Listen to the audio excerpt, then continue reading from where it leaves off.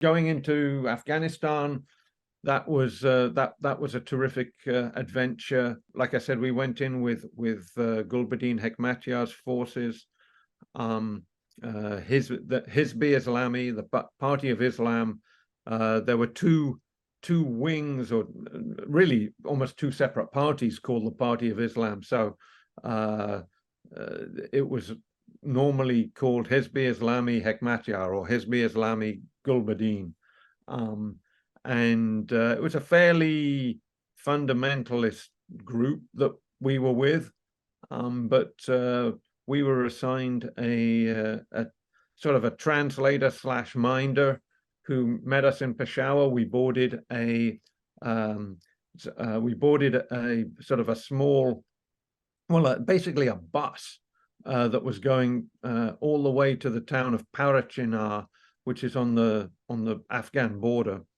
In the tribal areas. And important to mention that at the time, Western journalists, basically all Westerners, were banned from entering the tribal areas, let alone going into Afghanistan. Larry looked, he'd grown his hair long and grown a beard, and he's a, sort of slightly olive-skinned guy. He looked he basically looked exactly like an Afghan. He wore shalwar kameez, and nobody even gave him a second glance on the street.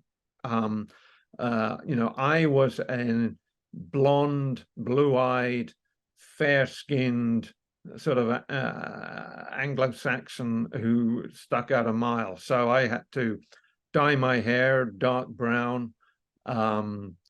I tried growing a beard. I was only 20 years old. It didn't grow in too well. So that when the Afghan guys saw me in a meeting, a few days before we went in, they said, "You got to lose the beard," And so instead, I used one of the TV correspondents in Peshawar that we got to know gave me some TV makeup to darken my skin a little bit, and I wore shalwar kameez as well, and sort of we rode in on literally on sort of like a public bus all the way up to Parachinar, and I kept my eyes closed the whole time, so nobody would see my blue eyes. And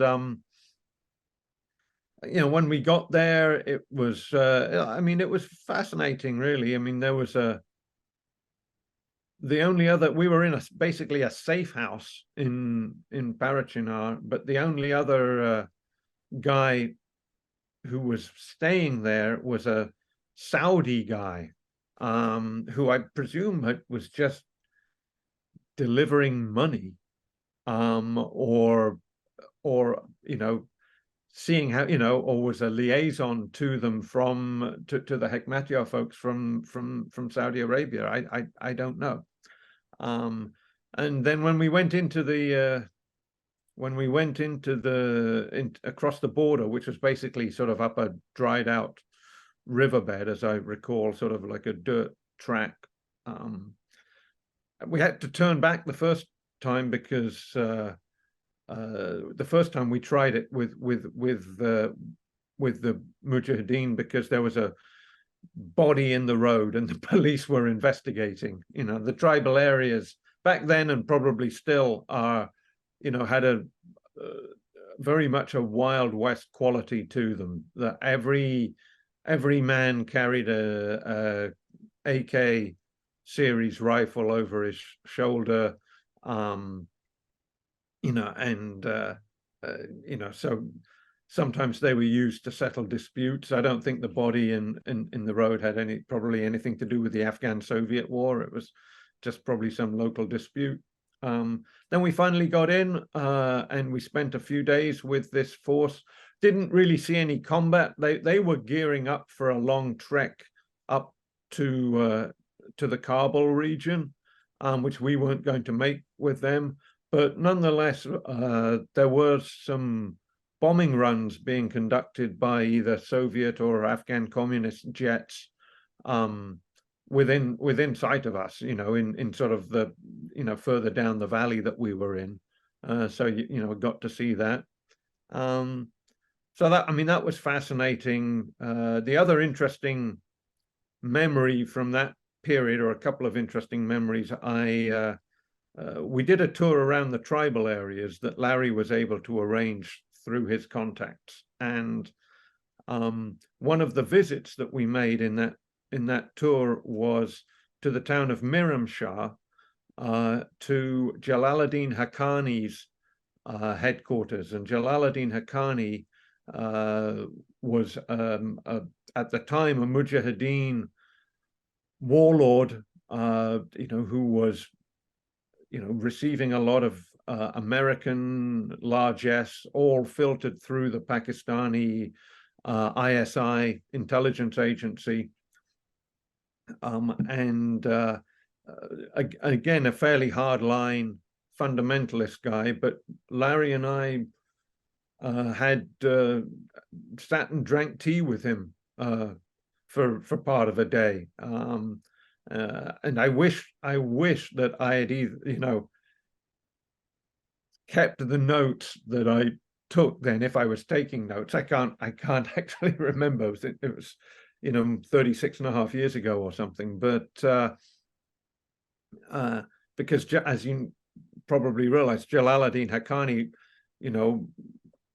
ended up being another sort of Afghan who ended up on the most wanted list, and his forces, waged war against the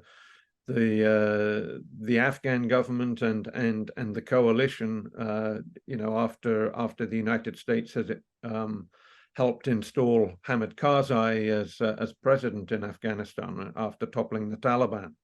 And that's the sort of the third most interesting memory of that trip, was I also got to meet and interview Hamid Karzai when he was almost a complete unknown, mid-level, moderate Mujahideen figure in Peshawar. I do remember asking him,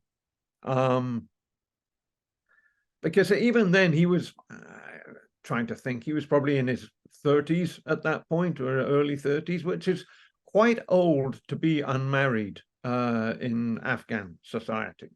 And I remember asking him, this may not have been, I don't think this was part of the interview, I think this is just a casual conversation, why he wasn't married. And he said, I thought with some sincerity that he didn't want to get married while his country was at war. He might have put it in more flowery terms, like, I'm married to Afghanistan until there is peace, or something like that. But that's the interaction that I recall with him, because I met him on a number of occasions there. When I think about the